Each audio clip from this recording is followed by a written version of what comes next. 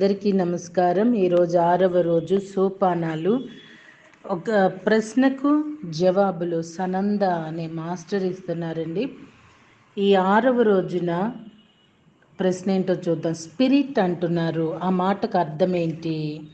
జవాబు, గాడ్ ఫోర్స్ను అంటే హిరణ్య గర్భత్వాన్ని రకరకాల పేర్లతో పిలుస్తున్నారు. జెహోవా, యావే, అల్లాహ్, దేవుళ్ళు, విశ్వశక్తి లేదా స్పిరిట్. ఆ దివ్యశక్తి ఏ విధంగానైనా మీతో మాట్లాడాలని ప్రయత్నిస్తుంది. అది ఏంజెల్ లాగా కానీ, ఫెయిరీ దేవకన్యలాగా కానీ, గ్రహాంతరవాసిలాగా కానీ, సంరక్షకుల్లాగా కానీ, ఎనర్జీ బలంగా కానీ, లేదా ప్రజ్ఞాత్మగా కానీ, ఏ విధంగానైనా మీకు కనబడవచ్చు. ఎలా కనబడితే మీ దృష్టిని ఆకర్షించవచ్చు అలా కనబడుతుంది. మీరు ఎలాంటి వారో దానికి తెలుసు, ఎలాంటి దాన్ని మీరు గమనిస్తారో దానికి తెలుసు. ప్రతి ఒక్కరికి కనీసం 2 సంరక్షకులు ఉంటారు. వాళ్ళు ఆ వ్యక్తిని వీలైన చోట నడిపిస్తూ రక్షిస్తూ ఉంటారు. మీరు హీలింగ్, స్పిరిట్ కమ్యూనికేషన్ లాంటి అంశాలను నేర్చుకోవాలంటే మార్గదర్శక గురువులు వచ్చి సహాయం చేస్తారు. సనందుడు అనబడే నాలాంటి మాస్టర్స్ను మార్గదర్శకత్వం కావాలంటూ పిలిచినట్లయితే వచ్చి సహాయం చేస్తాము, బోధిస్తాము. మానవ నైజం ఎలా ఉంటుందంటే, మీరు బౌద్ధులైతే బుద్ధుడు కానీ కాన్వాయిన్ కానీ వచ్చి సహాయం చేయాలని మీరు ఎదురు చూస్తారు. మీరు వాళ్ళ ఎనర్జీలకు అలవాటు పడిపోయి ఉంటారు కదా. మీరు క్రైస్తవ భక్తులైతే సాధారణంగా యేసుక్రీస్తు ఎనర్జీకి కానీ, మదర్ మేరీ ఎనర్జీకి కానీ అలవాటు పడిపోయి ఉంటారు. హిందువులకి కృష్ణుడి ఎనర్జీ లేదా అర్జునుడి ఎనర్జీ అలవాటైపోయి ఉంటుంది. యూదులకి మైకేల్ లేదా యూరియల్ అనే దేవదూతలు అలవాటైపోయి ఉంటారు. మా ఉనికిని మొదట చల్లని ప్రేమమయమైన ప్రకంపనలుగానో లేక వెచ్చని ప్రేమమయమైన ప్రకంపనలుగానో తరచూ గుర్తిస్తుంటారు. అలా మీరు గుర్తించండి. తర్వాత మీరు మమ్మల్ని చూడవచ్చు, మాతో మాట్లాడవచ్చు. కొందరైతే మా వాసనను కూడా సువాసనలుగా గుర్తుపడతారు. మీరు చేయవలసిన పని ఏమిటంటే మమ్మల్ని మీ దగ్గరకు రమ్మని నాజూగ్గా ఉన్నతమైన సంకల్పంతో అడగాలి. మమ్మల్ని ఎలా పిలవాలో మీకు తెలియకపోతే మేము యాదృచ్ఛికాల ద్వారా కానీ లేదా మిమ్మల్ని తట్టి సైగలు చేసి నెట్టడం ద్వారా కానీ మేము మీ దగ్గరికి రావడానికి ప్రయత్నిస్తాము. మేము ఏ వర్గానికి కానీ మతానికి కానీ చెందిన వాళ్ళం కాదు. మీరు మంచి క్రైస్తవులై ఉండి చాలా మంచి హీలర్ అయిన కాన్వాయిన్తో మాట్లాడడం నేర్చుకోవచ్చు. లేదా బౌద్ధులై ఉండి మదర్ మేరీతోనూ ఆర్కేంజల్ మైకేల్తోనూ మాట్లాడడం నేర్చుకోవచ్చు. ప్రజ్ఞాత్మ మీలోని ప్రత్యేకమైన భాగం. అది ఇంకా గాడ్ ఫోర్స్కు అంటే పరమాత్మకు అటాచ్ అయి ఉన్నది. మీరు ఆధ్యాత్మికంగా ఎదిగే కొద్దీ ప్రజ్ఞాత్మ ఎరుక మీలో ఏర్పడుతుంది. దాని నుంచి సమాచారాన్ని ఎలా పొందాలో, మార్గదర్శకత్వాన్ని ఎలా పొందాలో మీరు నేర్చుకుంటారు.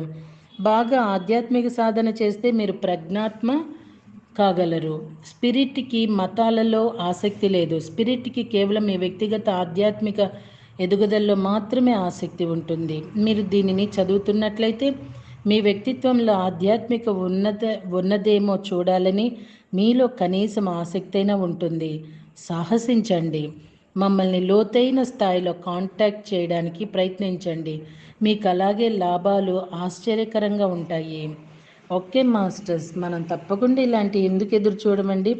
ఎప్పుడు ఎవరు వస్తారా, ఎవరు హెల్ప్ చేస్తారా, ఏ గైడెడ్ మెడిటేషన్ ఉంటుందా, ఏ గైడెడ్ మెడిటేషన్లో ఏ ఎనర్జీస్తో ఉంటామో, దేనివల్ల మనకి డబ్బు వచ్చేస్తుందో, మనకి ఏం గోల్ వచ్చేస్తుందో అని ఎదురు చూడటం తప్పించి ఇలా ఆహ్వానించి వాళ్ళ దగ్గర నుండి నేర్చుకొని మనము వాటి నుండి బయటపడే ప్రయత్నం మనం చేయట్లేదండి.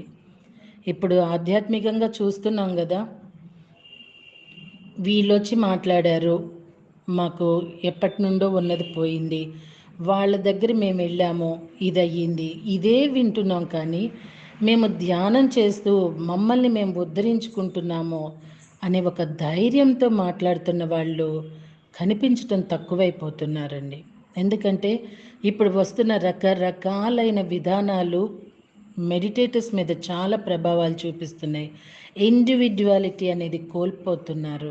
ఇండివిడ్యువాలిటీ అనేది కావాలి అంటే ఇలాంటివి తెలుసుకొని ప్రయోగాలు చేసి మనకి మనం ఎదగాలి. ఎప్పుడూనండి ఒకటి గుర్తుంచుకోవాలి, ఎవ్వరు ఏమీ చేయలేరు. ఇది మాత్రం సత్యం. చేయగలిగిన వాడు ఒక్కడే, పరమాత్మే, మనలో ఉన్న ఆత్మస్వరూపమే.